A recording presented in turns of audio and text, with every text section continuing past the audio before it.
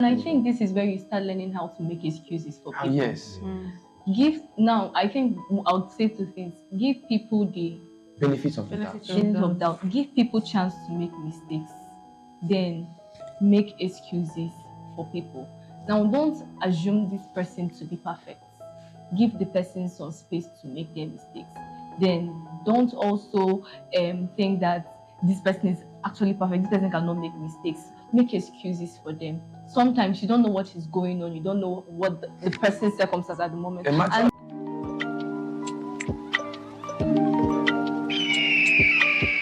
And then another thing is that you should not judge everything about a person on an instance or two instances. Just one instance. Yeah, you don't try and judge and say, because this person, I now conclude that this is the kind of person that this person is.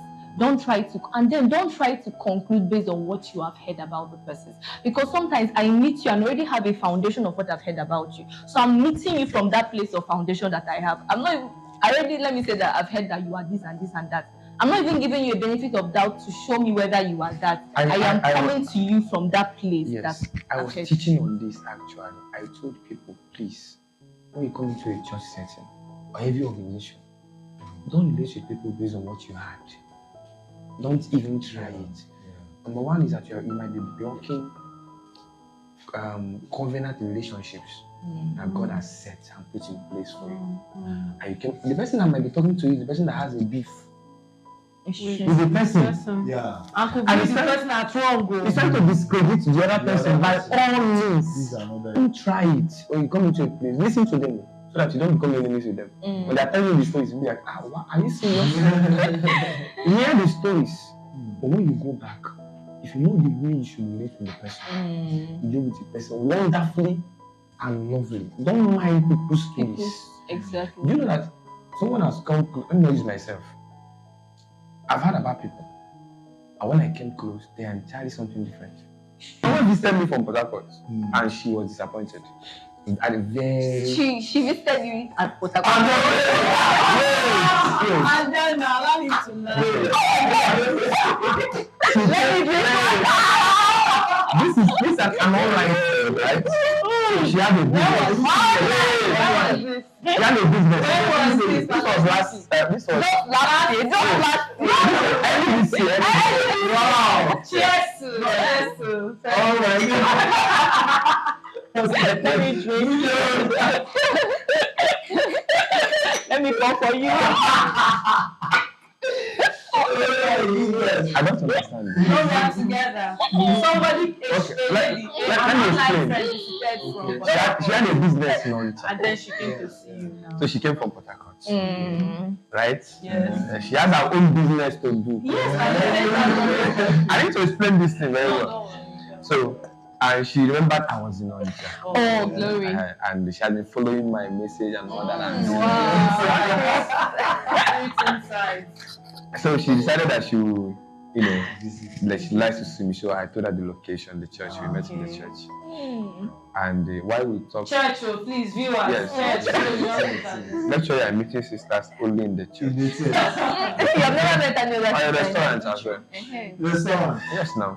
Eatery. You want to carry her to go to church and play sound. Find a very good place and stay and talk. Glory to God. Hallelujah. What I'm saying is that we talked for like 30 minutes. At the end of the talk, I prayed for her. So before she left, she made a Did mark. you pray for me before I leave? She made a remark, and the remark was, it wasn't what she was expecting. I was like, what are you expecting? She said she thought I would be,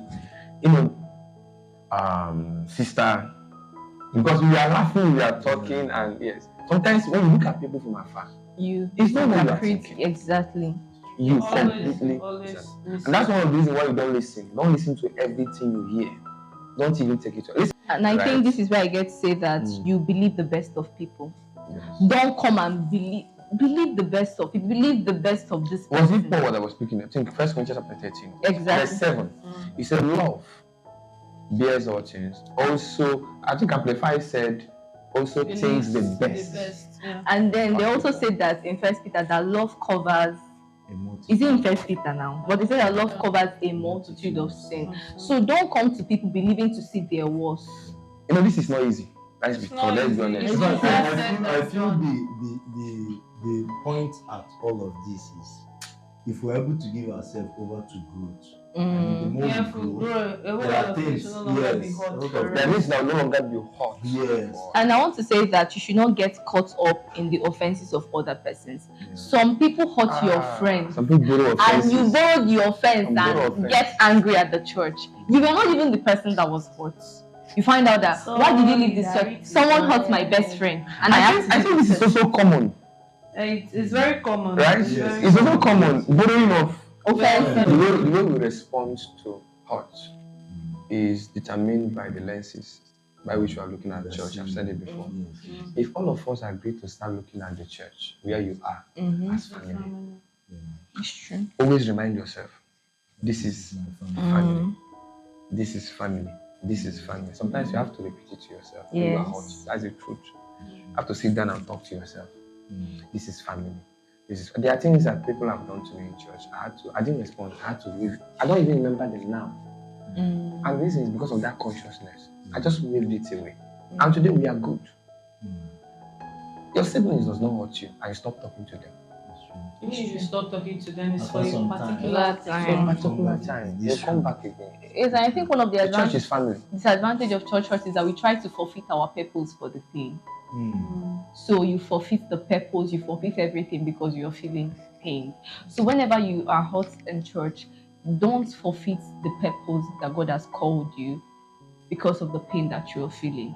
And don't deprive others the how do I put it? Don't deprive others the ability for them to reap from your service and your giftings because of your pain. So you know that when you drift away in church, you drift with your services, your gifts, knowing that people need those giftings. So don't deprive the church of those giftings because you are feeling pain and all of that. Don't be selfish.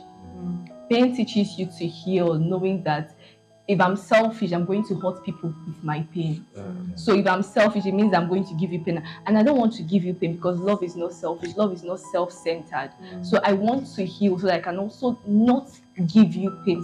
So sometimes when you are hurt, don't act from the place of hurt. Allow yourself to act from the place of love and be sincere to God that I've really been hurt. Sincerely, this person That's hurt what I me. wanted to say. Acknowledge the fact that you're in Yes. pain. That's the beginning of healing. Yeah, acknowledge it. You are in Don't pain. hide it. Yeah, and another thing I want to add, even though we've mentioned it before, the fact that the goal is to get you to be isolated. So never give in to being Don't isolated, give in to no being matter isolated. what. It's a trap. Yeah, no matter what. If that particular church, Mm. let's say denomination now or anything, that particular building, you feel like they've rejected you, or because there are some people, it's the fact that church is saying, go, we don't need you. And then they're like, what have I done? Yeah. I know of a brother like that. He was part of our music minister. So I don't know what happened, what transpired. I went to school. When I came back, I was hearing the church said he should not come. And from the things I gathered, he was actually innocent from what he was being accused of. He just changed. He changed location, he changed church, but he was still coming to church. Beautiful. So if that is your case, maybe you've tried to explain yourself.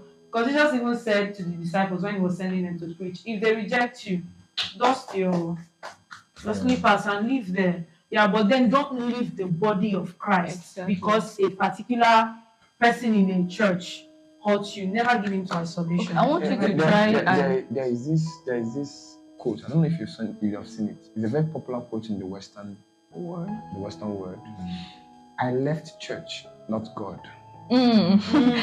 Have you seen what they say? Do not leave the gathering of. It's in the scripture. Don't leave The gathering of the don't brethren. forsake it. Look at this. Christ. This is a description of a body. Christ is the head.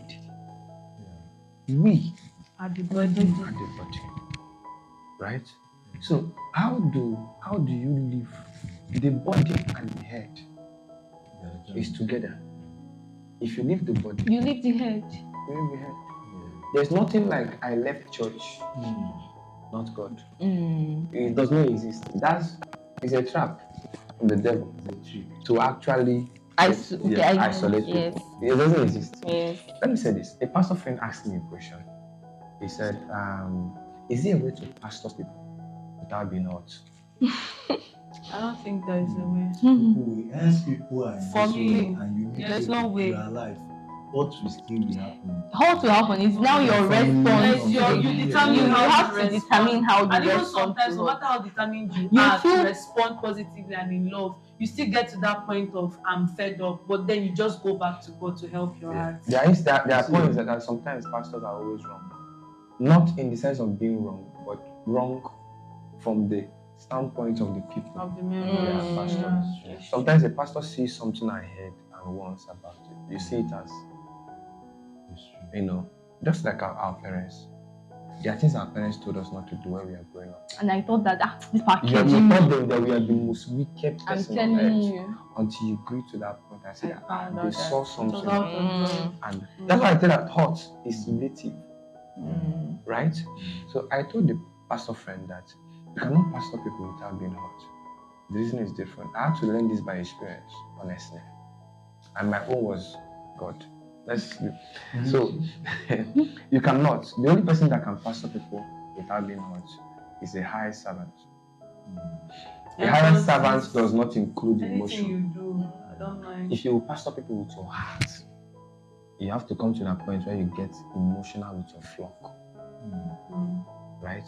You're not just training them spiritual. You've come to that point where your heart is for them.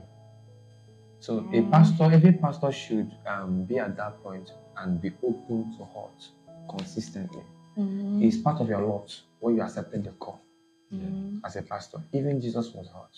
Exactly. And he was hurt in the most brutal way. A kiss. Was betrayed. He was betrayed by. Imagine betraying your master with a kiss. A kiss is one of the most passionate things on earth. But it was used as a betrayal. If you were Jesus Christ, even on the cross, Jesus was not just heartbroken on the cross by the beatings of the Roman soldiers. There was a hurt in his soul from Judas Iscariot. And guess what? If Judas Iscariot came back, He would have accepted. he would have openly. And that's what the church should do. That's the lot of a leader, a pastor. Yes. You will consistently be. Never close the that door place. to a Don't person. close the door for a Don't person. close. My pastor taught me that thing very Pascal. He said, don't close the door Sometimes they somebody. would always come back. to come back. And what in a case where they keep coming back and keep hurting you? What do You will keep accepting. you keep. it. That's the question as a pastor. That's That's why pastoral work is a call. It's not for everybody. It's true. Are you getting it? It's not for everybody. I think it was in our discipleship class when also said never block your heart, never close the door. Sometimes they would always come back.